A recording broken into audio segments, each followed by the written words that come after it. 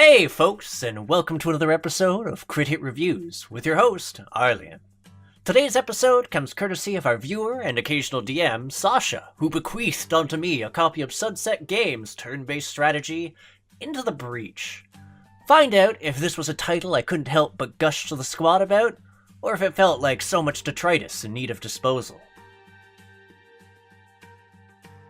So, the premise of the game is pretty awesome. The world is on the verge of being overrun by kaiju-sized insects known as the Vek, which seem to be explicitly hunting down and smashing up cities for reasons. Look, I'm not really complaining for the lack of clarification, since humanity's solution boils down to giant mech fights, which adds another layer of complexity to this formula, because the one piloting the mech is amongst a handful of time travelers who have been rewinding through time to fight the invaders over and over again because they keep failing. So it's like if Edge of Tomorrow had a love child with Pacific Rim and then was made into a strategy game, but without Tom Cruise. So it's pretty great. Now, despite the setup, the game isn't extremely dense story-wise, and yet it still charmed me because it did have a certain degree of characterization in the pilots you pick, both in the sense of the lines they say as you fight, and certain details that crop up depending on how the situations pan out.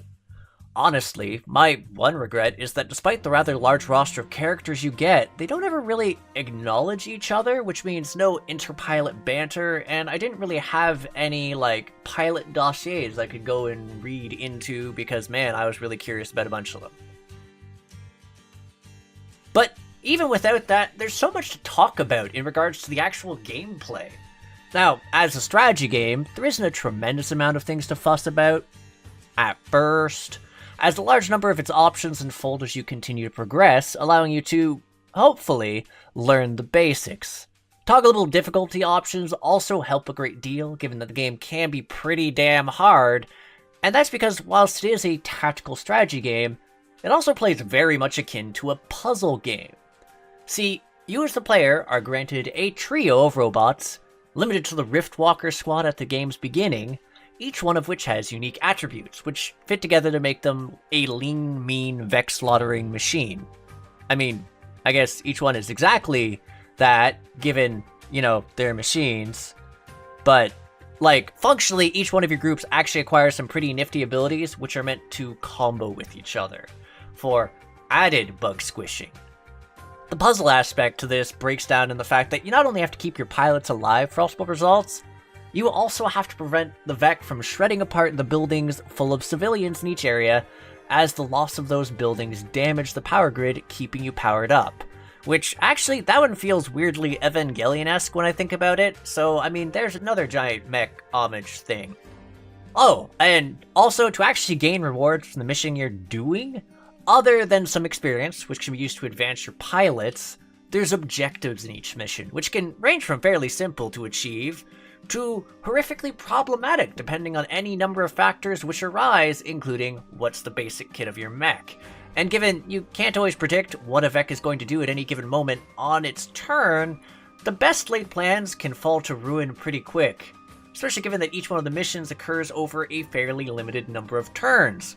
So strategies can end up revolving around trying to mercilessly slaughter challenges to simply trying to outlast the calamity currently consuming the countryside and just making sure people survive. Which is probably why the whole time traveling thing is such a godsend, given that the game integrates that particular plot point into the gameplay with its rewind feature, which allows you to redo a singular turn per combat that you have not fully completed, in case you figure out a more functional tactic, or need to reverse the accidental death of a squaddie, or, the obliteration of a city block. These things happen. Sometimes more than they should. Still, if you can fulfill the goals in a given mission, they're immensely helpful, ranging from things like increasing the power in your grid so you can afford to mess up and lose more buildings, or even making them slightly more difficult to demolish, to providing additional bits of equipment, power reactors which allow you to tinker with your mechs and modify them, or simply island influence, which basically lets you shop around and get any of the above once you've cleared the island you're on, as well as a few other odds and ends. Though, there's also the unexpected objectives which can occur, in the form of time capsules. And No, like, just so we're clear here, I'm not talking about lockboxes buried to be found later, full of embarrassing messages from you 10 years ago. I'm talking about capsules sent from the future to the past, which you need to either pick them up during the match or just keep them safe till the end. Doing so always provides some rather nifty rewards, such as reactor cores, gear, or even unique time traveler pilots with nifty abilities, like an extra rewind per stage, the ability to ignore enemies for movement purposes so you can just move behind and flank them with ease. And also even things just like extra attacks or permanent flight. Speaking of pilots, once you do find them in the game, either vis-a-vis time capsule or potentially acquiring one as a reward for completing every objective on an island without failure, oh yes, perfectionism is rewarded, you can unlock them permanently and can start off new games with those pilots. And that is a pretty important factor since the amount of pilots you begin with is also fairly limited. That said, you might not necessarily want to, since the time-traveling element also factors into the Breach in another manner. In this case, if you successfully clear the game, or if you lose all the power in your grid, you're given the choice to conserve one of your currently living pilots, if you have any, and send them to your new game, essentially giving you a fairly nifty starting advantage. I mean, level cap isn't absurdly high, being only level 3, but it's really nice to have that leg up, especially with some of the pilots. In any case, that mechanic certainly makes it more doable to clear islands, which is incidentally how you acquire access to the other 3. More or less, once you've been in an island, you gain access to it for all time, allowing you to start in a different area in case you've had more or less trouble with each of the respective islands' mechanics at certain junctures. They do play a fair bit differently.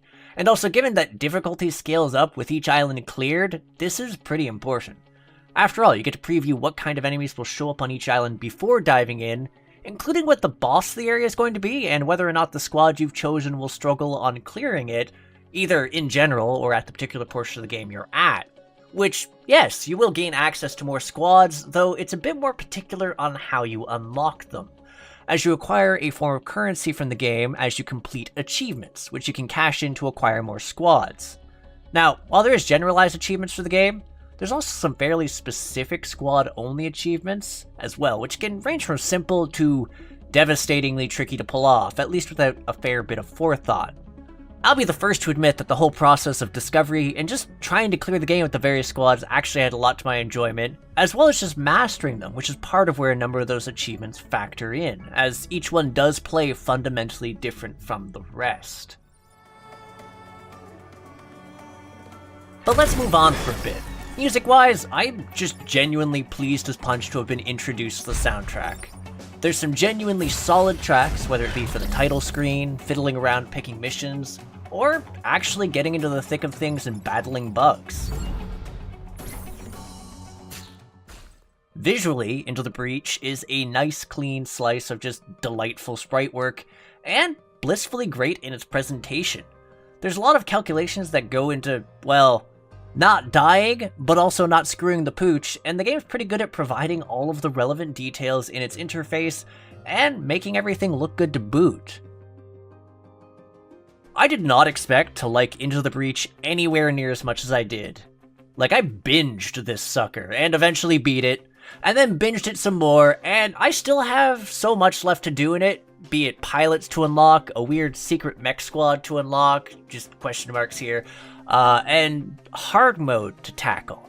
But it really says something when just being able to beat the game on normal felt so damn satisfying, a feat that I've only managed with the Rusting Hulks, a squad oriented around electrical smoke, and the Steel Judoka, which are literally what they say in the tin, being that they're freaking judo bots. The latter was a bastard hard fight to pull off, but I did it. And I think, honestly, I am going to get around to doing the rest of it because, honestly, it's a great game for both long hauls, but also just to dive in every once in a while. The reason for that is not only because the relatively low turn numbers for the missions make it a great title to pick up and play, but it's also delightfully easy to binge given the sheer variety of ways that you can approach it route-wise. And it also helps that the just general length of the game is customizable. I didn't mention this in the main gameplay factor, but since you can tackle the endgame without clearing all the islands, it's able to be as long as short as you want it, essentially. More or less, I only have good things to say about Into the Breach, and it did for me what Faster Than Light couldn't. Which is why I'd rate this game as a crit hit, a game which I would absolutely recommend to most anybody, even folks who don't normally eat and sleep strategy/puzzle games, since the easy mode is fairly accessible. If there's one request I can make, it's that if there's ever an expansion to Into the Breach, I just want to know more about the world and its pilots. I have so many damn questions. Anyways, and that's a wrap, so I'd like to thank you folks for both tuning in and sticking till the end. Whether you agree or disagree with my thoughts, as ever, I would love to hear from you folks down below in the comments. And for those interested in more indie reviews or interviews with developers, feel free to hit the subscribe button and the bell icon so you get notified when we have a new release. We also do have a Ko-fi so that you can go and support us and the editors so we can keep making great indie content.